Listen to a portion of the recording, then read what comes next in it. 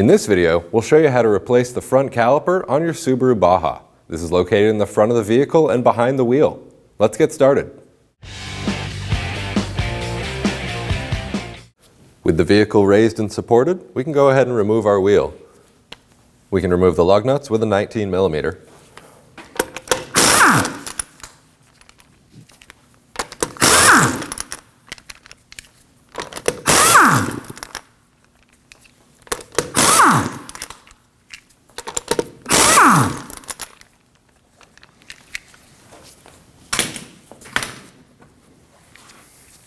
If the wheel's stuck on,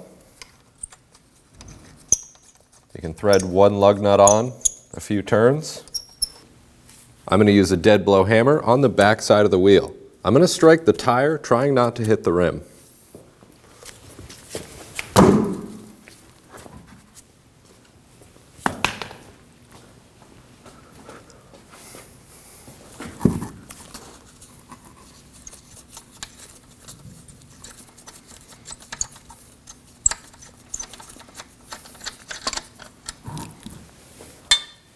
And we can remove our wheel.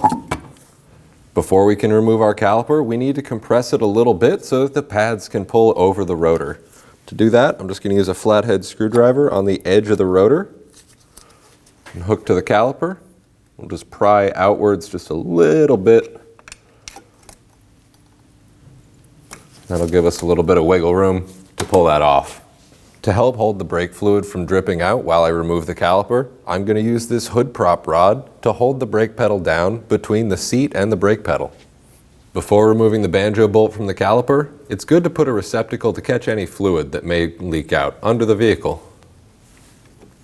We can remove the banjo bolt with a 12mm.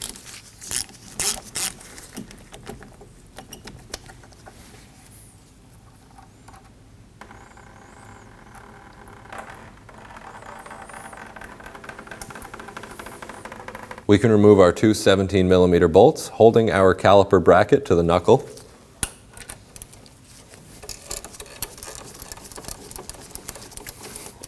I'm going to leave the bottom one in a few threads while I loosen up the top one.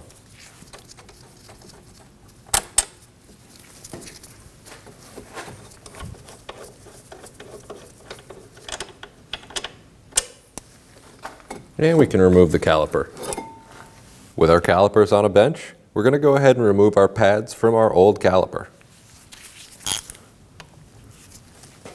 You can loosen the bolts, holding the pins in with a 14mm.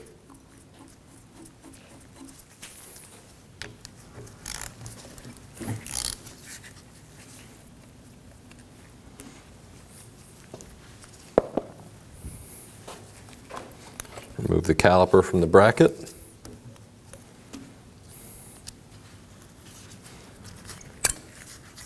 And we can remove our pads. A quick inspection of these and we'll set them off to the side. With our pads removed from the old caliper, I'll use some brake parts cleaner and a brush to clean up the ends here.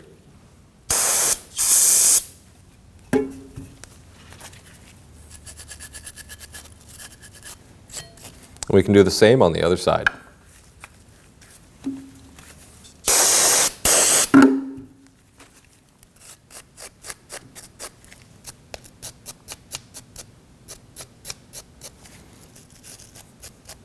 With our new caliper on the bench, we can go ahead and remove the slide pin bolts.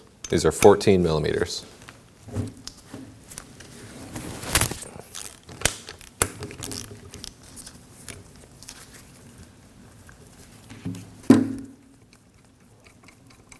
I'm going to leave that in just a little bit while I loosen up the other one.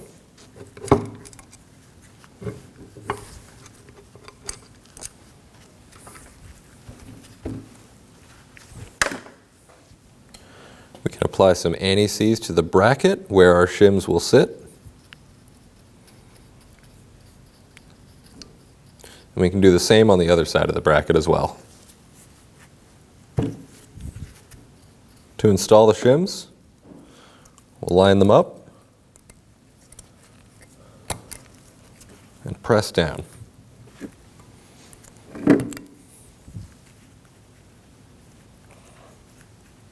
Make sure that's fully seated. We can do the same on the other side.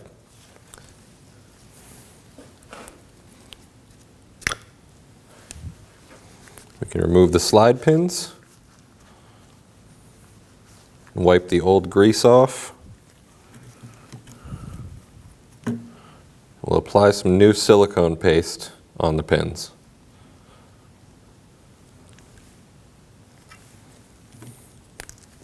As you install this, it's good to pinch the boot and remove any air. We can do the same to the other pin.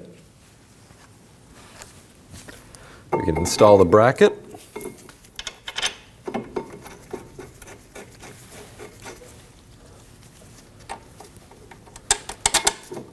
We'll get each of the bolts started in. We can snug those down.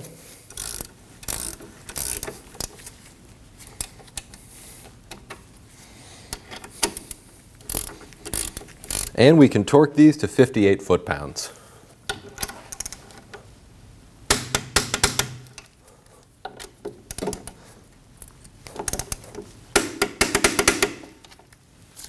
To install the pads, I'll get one end of the pad in first, push towards the inner part of the caliper bracket, and get the pad seated up against the rotor.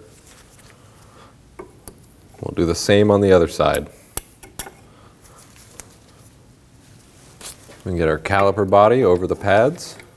You may need to push in on the pins just a little bit to get them to clear. We can install the caliper bolts into the bracket. And we can torque these to 28.9 foot-pounds.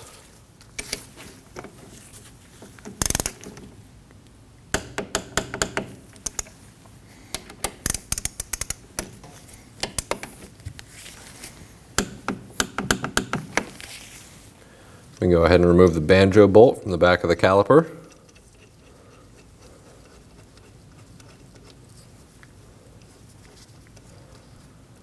Make sure both copper washers come off with it. We can leave one copper washer on the bolt, install that into the hose, and get the other copper washer on.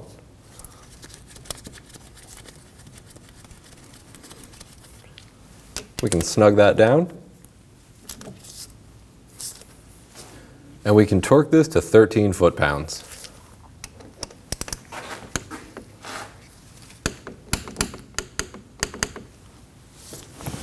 Don't forget to remove your brake pedal depressor.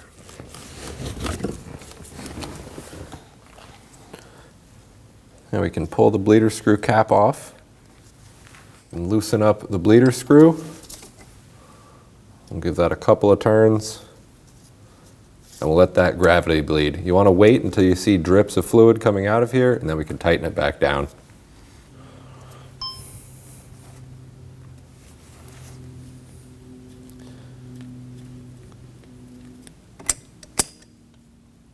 We can close off the bleeder screw and reinstall the bleeder screw cap.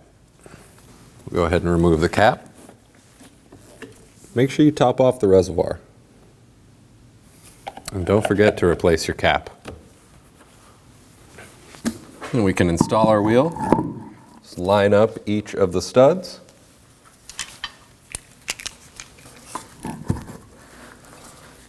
We can hold the wheel up to the hub and get one of the lug nuts started in.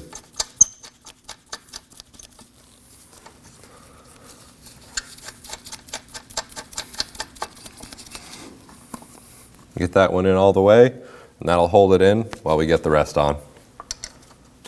Now we can snug these up.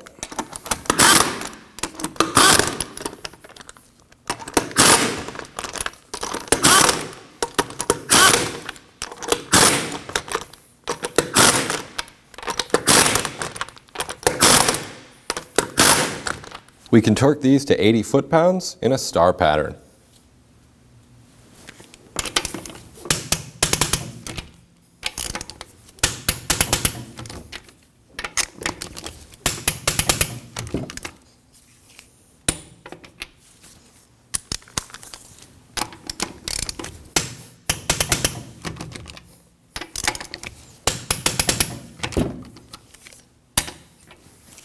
We'll use our brake parts cleaner and clean around the cap.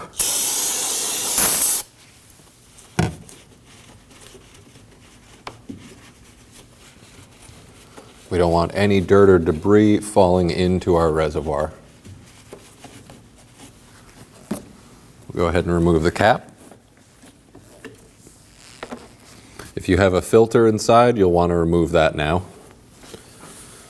Now I'll use a fluid extractor to remove as much fluid from the reservoir as we can.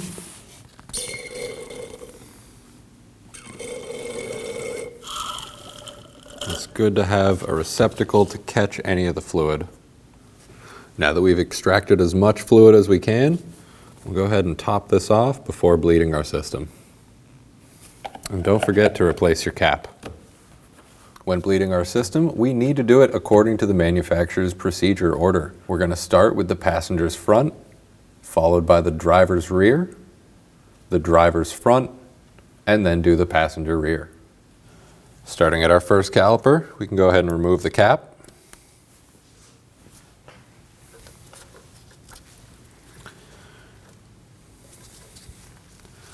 I'll be using a 10mm brake line hose and some clear line so that we can see the air bubbles leaving the system.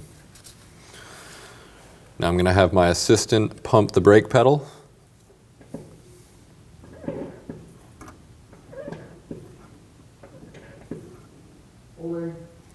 My assistants let me know that they're holding the brake pedal. We can go ahead and loosen.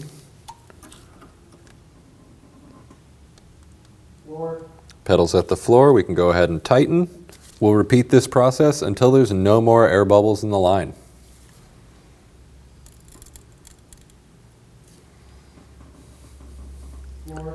Now that we have no more air bubbles coming out of our line, we can move on to the next caliper.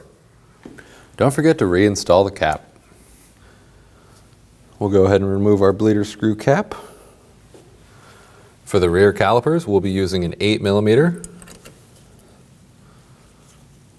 Get our hose on there, and we can have the assistant pump the brake pedal.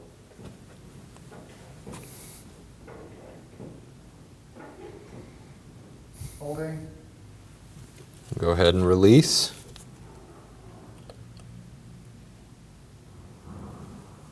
Floor.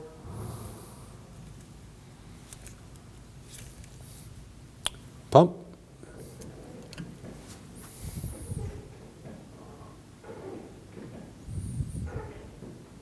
Holding. Floor. Looks like we don't have any more air bubbles. We can go ahead and remove our hose and the wrench. And we can do the same on the other side. Don't forget to replace your cap. After you bleed each caliper, it's good to clean it down with some brake and parts cleaner.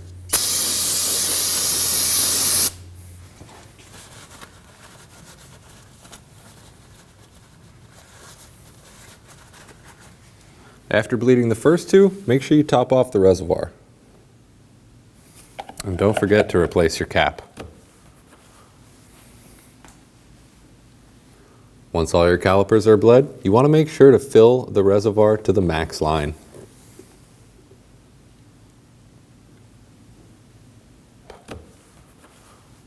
Pump up the brake pedal and make sure it's nice and firm. If it's not, you might need to perform the procedure again. Make sure when you reinstall your wheels, you torque them to 80 foot-pounds.